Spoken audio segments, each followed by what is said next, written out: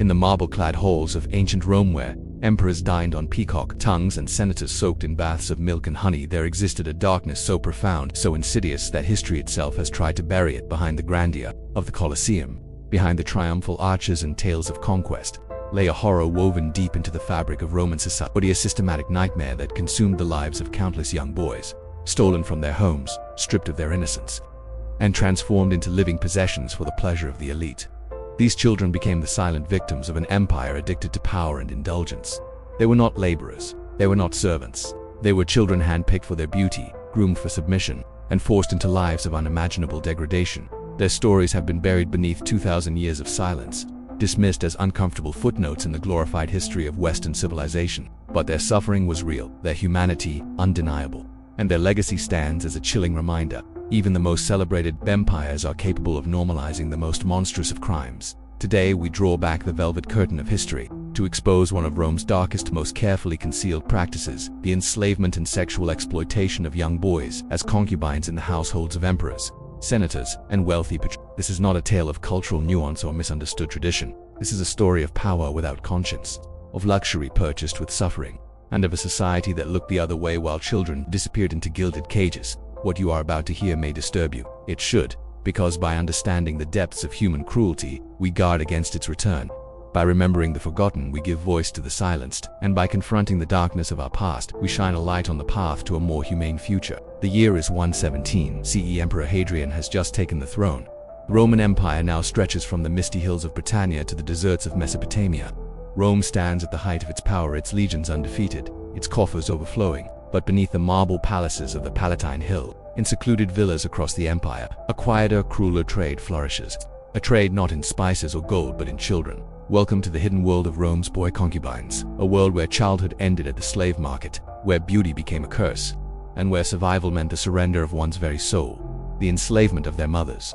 Now they stood naked on auction blocks while potential buyers inspected them like objects, checking their teeth, feeling their limbs, assessing their potential. The lucky ones were purchased quickly. The unlucky ones faced the uncertainty of multiple sales, each transaction stripping away another piece of their former identity. Once purchased, these boys entered a world designed to break their will and reshape their very being. They were given new names, often feminized Greek names that emphasized their subordinate status. Their native languages were forbidden. Their cultural practices were erased. Every aspect of their previous life was systematically destroyed, replaced with a new identity crafted entirely to please their masters. The physical transformation began immediately. These boys were subjected to rigorous grooming regimens that would seem extreme even by modern standards. Their body hair was removed through painful plucking or depilation with resin. Their skin was kept pale through confinement indoors and the application of white lead cosmetics, a practice that slowly poisoned many of them. Their diet was strictly controlled to maintain a slender, boyish physique well into their teenage years, but the physical modifications went far deeper. Some boys were subjected to castration, either partial or complete, to preserve their youthful appearance and prevent the development of masculine features. This brutal practice, while officially discouraged under some emperors, continued in the shadows. The surgeon's knife stole not just their ability to father children, but often their very sense of self, trapping them in a perpetual childhood that served their master's twisted desires. The psychological conditioning was equally systematic. These boys were trained in music, dance, and poetry, not for their own enrichment but to make them more pleasing companions. They learned to anticipate their master's moods, to provide entertainment on demand, to suppress their own emotions and desires. Punishment for failure was swift and severe: betating starvation, isolation, or worse. Success brought hollow rewards, better food, finer clothes, the bitter privilege of being a favored possession within the household. These boy concubines occupied a strange and precarious position. They wore silk while field slaves wore rags. They dined on delicacies while others survived on gruel, yet their golden chains were still chains. They could not leave, they could not refuse, they could not even claim ownership of their own bodies. They existed in a liminal space, neither fully human nor entirely object treasured, and despised in equal measure.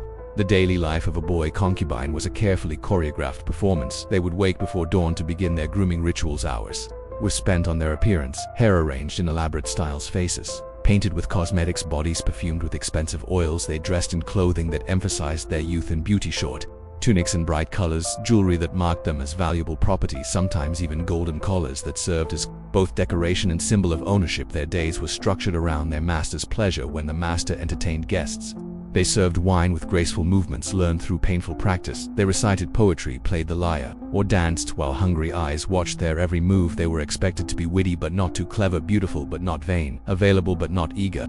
Every moment was a balancing act where a single misstep could bring punishment or even death. The knights brought different horrors. Historical sources, constrained by the taboos of their time, speak in euphemisms about what occurred when the lamps were dimmed, but the archaeological evidence, the medical texts, and the occasional honest memoir make clear that these boys endured systematic sexual abuse. They were property, and in Roman law, property had no right to refuse its owner's desires. The physical and psychological trauma of these repeated violations left scars that no amount of silk or gold could hide. Emperor Hadrian's relationship with Antinous provides perhaps the most famous example of this system, though it has been romanticized beyond recognition by later historians. Antinous was a Greek youth of extraordinary beauty, who became Hadrian's companion when he was likely no more than 13 years old. For 7 years, he traveled with the emperor, sharing his bed and his table until his mysterious death in the Nile at age 19 or 20. Hadrian's grief at Antinous' death was spectacular. He founded cities in the boy's name, commissioned countless statues, and even declared him a god. But we must ask, what choice did Antinous have in this relationship? Could a boy taken into the emperor's household truly consent to becoming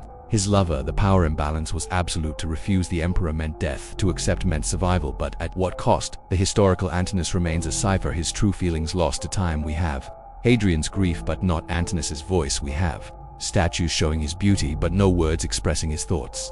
Like so many boy concubines, he exists in history only as a reflection of his master's desires, his own humanity, obscured by the myth-making of those who held power over him. Yet Antinous was exceptionally fortunate compared to most boy concubines. His beauty and the emperor's affection afforded him a level of protection and luxury that others could only dream of. For every Antinous who dined with emperors, there were thousands of nameless boys suffering in the villas of lesser men. Their stories never recorded, their fates never mourned. The poet Martial, writing in the 1st century CE, provides glimpses of these forgotten victims in his epics. He writes mockingly of wealthy men who surround themselves with beautiful slave boys, describing their appearances and behaviors in terms that make clear their sexual exploitation. What Martial treats as comedy was tragedy for the boys themselves, children forced to perform their own degradation for the amusement of their oppressors. Medical texts from the period reveal the physical toll of this abuse. Physicians like Celsus and Galen describe treating boys for injuries that could only have resulted from sexual violence. They write clinically about damaged bodies, but between the lines,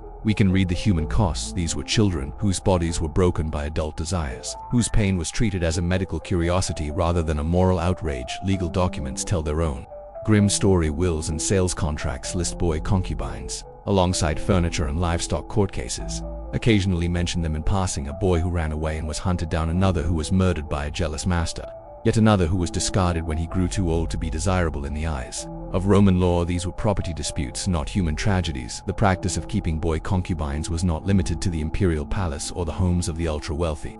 Throughout the Roman Empire, any man with sufficient means could purchase a beautiful boy to serve his pleasures. Merchants, landowners, military officers, many kept these young slaves as status symbols and objects of desire. The practice was so widespread that moralists like Seneca felt compelled to condemn it, though their objections were often more about excess than exploitation. In the eastern provinces, where Greek cultural influences remained strong, the practice took on different forms but remained equally abhorrent. Boy concubines might be trained as entertainers. In addition to their other duties, learning to sing and play instruments, some were educated in literature and philosophy, becoming companions who could discuss Plato while pouring wine. But education did not mean freedom. These boys remained property, their learning just another way to increase their value. The transaction records from slave markets provide heartbreaking glimpses into this trade. A papyrus from Roman Egypt lists the sale of a Syrian boy aged 12, skilled in music and pleasing to look upon, for a sum that would have bought several adult field slaves. Another document from Pompeii mentions a boy trained in Greek ways being sold to a wealthy merchant. These bland commercial terms mask the human reality: children sold into sexual slavery with the full sanction of law and custom. Perhaps most disturbing was the way Roman society normalized this abuse. Wealthy men would bring their boy concubines to public events, displaying them like exotic pets. Poets wrote verses comparing their beauty to flowers or gems. Artists depicted them in fresco and mosaics, forever frozen in poses of submission and availability. What we would recognize as child abuse was treated as a lifestyle choice, a mark of sophistication and wealth. The psychological mechanisms that allowed this normalization are familiar to students of systemic oppression. The boys were dehumanized through language referred to as delizio delights or piri boys. Regardless of their age, their suffering was minimized or ignored entirely when they showed signs of trauma, depression, self-harm attempts at escape. These were treated as character flaws rather than natural responses to abuse. Some Romans did voice opposition to these practices, though often for the wrong reasons. Stoic philosophers worried that indulgence with slave boys made men soft, and effeminate moralists concerned themselves with the corruption of freeborn Roman youth who might be tempted to emulate the appearance and the behavior of concubines. The suffering of the slaves themselves rarely entered the discourse. They were seen as instruments of moral corruption rather than victims deserving of protection. The military conquests that fed this system created a vicious cycle. As Rome expanded, more boys were captured and enslaved. The wealth from conquest allowed more Romans to afford such slaves. The demand for beautiful boys even influenced military strategy, with some commanders specifically targeting regions known for attractive captives. Children became another form of plunder, their lives destroyed for the gratification of their conquerors. The trauma inflicted on these boys extended far beyond the physical and sexual abuse they were severed from. Their families, their cultures, their very sense of self. Many had witnessed extreme violence, the destruction of their homes, the death of loved ones. They were then thrust into a world where they had to please the very people responsible for their suffering. The psychological gymnastics required to survive such circumstances left deep and lasting wounds for those who aged out of desirability, usually by their late teens or early 20s. The future was bleak. Some masters, having tired of their aging concubines, would sell them to brothel where they faced continued exploitation. Others might be retained as household servants, forever reminded of their lost youth and former status. A fortunate few might be freed, though freedom for a former concubine carried its own stigma and challenges. The practice of manumission, freeing slaves, offers a complex window into these boys' lives. Some masters freed favorite concubines in their wills, perhaps out of genuine affection or guilty conscience. But freedom for someone trained from childhood to be a sexual object was hardly true liberation.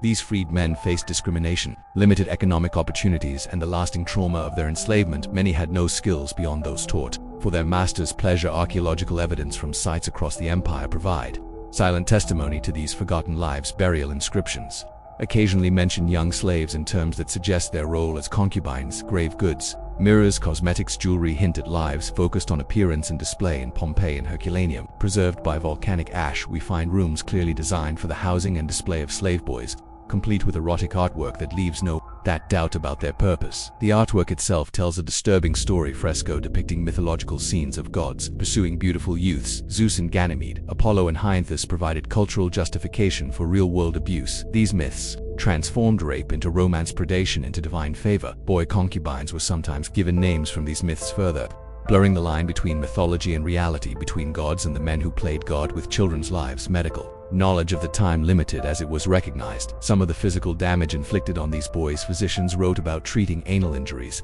sexually transmitted infections, and the complications from castration. They noted the higher rates of suicide attempts among young male slaves in wealthy households. Yet this medical knowledge led not to intervention but to better methods of keeping valuable property alive and functional. The economic aspects of this system reveal its cold calculation. Boy concubines represented significant investments. Their purchase price, maintenance, training, and grooming all cost money. Some owners even took out insurance policies on particularly valuable boys. When we read these ancient contracts, we must remember that each clause represents a human life reduced to monetary terms. A child whose worth was measured only in the pleasure he could provide. Religious festivals and public ceremonies often featured displays of wealthy men's concubines. During the December festival of role reversal, boy concubines might be dressed in their master's clothes and allowed to give orders, a temporary inversion that only highlighted their usual powerlessness. At private dinner parties, they would serve guests, while enduring groping hands and lewd comments, their humiliation part of the evening's entertainment. The complicity of Roman institutions in perpetuating this abuse cannot be ignored. The legal system codified slave status as property. The military machine provided fresh victims. The economic structure created incentives for the trade. Even religious institutions, which might have provided moral guidance, often owned slaves themselves, including young boys used for various purposes. The entire edifice of Roman civilization was built in part on the suffering of these children. As the empire evolved, so did the practice of keeping boy concubines under Christian emperors. Beginning with Constantine, there were attempts to regulate or restrict certain aspects of slavery, but these reforms were limited and often ignored. The abuse continued. Now hidden behind a veneer of Christian morality, boys were still bought and sold, still groomed and violated. But now their suffering was cloaked in even greater secrecy and hypocrisy. The spread of Christianity throughout the empire created new tensions around sexuality and slavery. Church fathers condemned pederasty in strong terms, but their concern was primarily for the spiritual health of the perpetrators rather than the welfare of the victims. Boy concubines who had been sexually abused were often viewed as corrupted and unfit for Christian salvation unless they underwent extensive penance, adding spiritual trauma to their existing burdens. By the 4th and 5th centuries CE, as the Western Roman Empire crumbled, the fate of boy concubines became even more precarious. Economic instability meant that many masters could no longer afford to maintain large households of slaves. Some boys were abandoned, left to fend for themselves in a world that had no place for them. Others were sold to new masters in the Eastern Empire, where the practice continued for centuries. Under Byzantine rule, the fall of Rome did not end the suffering, it merely transformed it in the chaos of invasion and societal collapse. Vulnerable populations always suffer. Most boy concubines trained only for pleasure and servitude had few survival skills. Many likely perished in the upheavals, as others may have found new forms of servitude under Germanic masters who adopted Roman customs. Their individual fates are lost to history, but we can imagine the fear and uncertainty they faced. What lessons can we draw from this dark chapter of human history? First, we must recognize how power without accountability inevitably leads to abuse. The Roman system gave absolute power to slave owners, and that power corrupted absolutely. When human beings are classified as property, when their suffering is legally and socially acceptable, atrocities become routine. Second, we see how societies can normalize the most horrific practices through a combination of law, custom, and willful blindness. The abuse of boy concubines was not hidden, it was displayed openly, celebrated in art, joked about in literature. An entire civilization convinced itself that the sexual exploitation of children was not only acceptable but sophisticated. This normalization of evil should serve as a warning about our own capacity for moral blindness. Third, we must remember the victims themselves. These were real children with names. We will never know dreams. We can never recover voices that were silenced too. 0 years ago they loved and feared, hoped and despaired, just as any child would. Their humanity was denied by their contemporaries. But we must not repeat that denial. In remembering them, we restore a small measure of the dignity they were denied. In life, the legacy of Rome's boy concubines echoes through history in various forms. The practice influenced similar systems in Byzantine, Islamic, and other cultures. The normalization of child exploitation in one powerful civilization made it easier for others to justify their own abuses. Even today, in the dark corners of our world, children are still trafficked, still exploited, still treated as objects for adult gratification. Modern human trafficking, child sexual abuse, and exploitation have roots that stretch back to practices like those of ancient Rome. The methods have changed, but the fundamental evil remains the same: the powerful preying on the vulnerable, adults destroying childhoods, human beings treated as commodities. Understanding historical atrocities like the Roman concubine system helps us recognize and combat their modern incarnations. We must also confront the way history itself has been complicit in minimizing these abuses for centuries. Historians, mostly male, mostly identifying with the powerful rather than the powerless, have glossed over or romanticized these practices. Hadrian and Antinous were portrayed as a love story rather than an abuse of power. The suffering of thousands of nameless boys was reduced. 2 footnotes are ignored entirely. Only recently have scholars begun to examine this history with a moral clarity. It demands the process of historical recovery is painful but necessary. Each piece of evidence, each inscription, each legal document, each medical text adds another voice to the chorus of the silenced. We cannot undo the suffering of the past, but we can ensure it is not forgotten. We can refuse to romanticize or minimize what happened. We can call it what it was: systematic child abuse sanctioned by one of history's most celebrated civilizations. This recovery also requires us to examine our own complicity in similar systems. How many products in our homes were made by child laborers?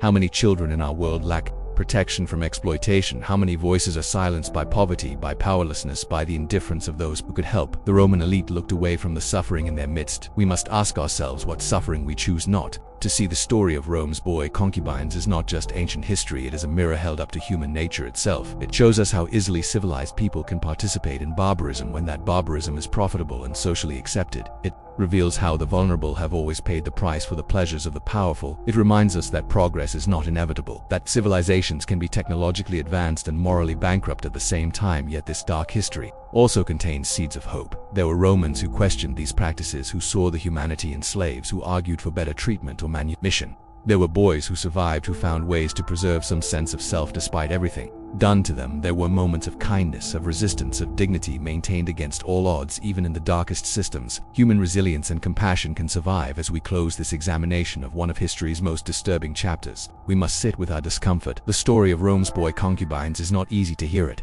challenges our admiration for Roman achievements. It forces us to see the suffering behind the marble statues and golden coins. It reminds us that every civilization has its victims and that the measure of a society is not its monuments but how it treats its most vulnerable members.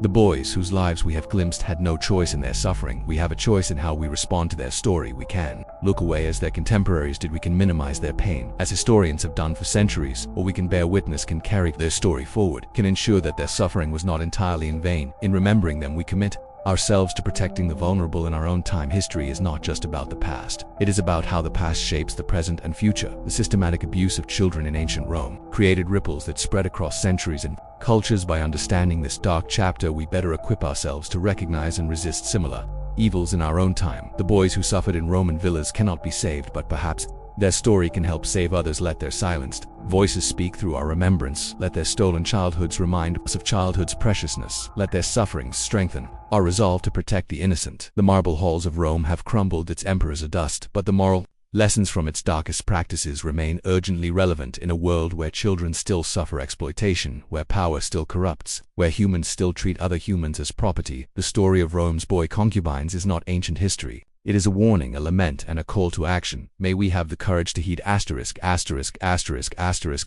Thanks for watching.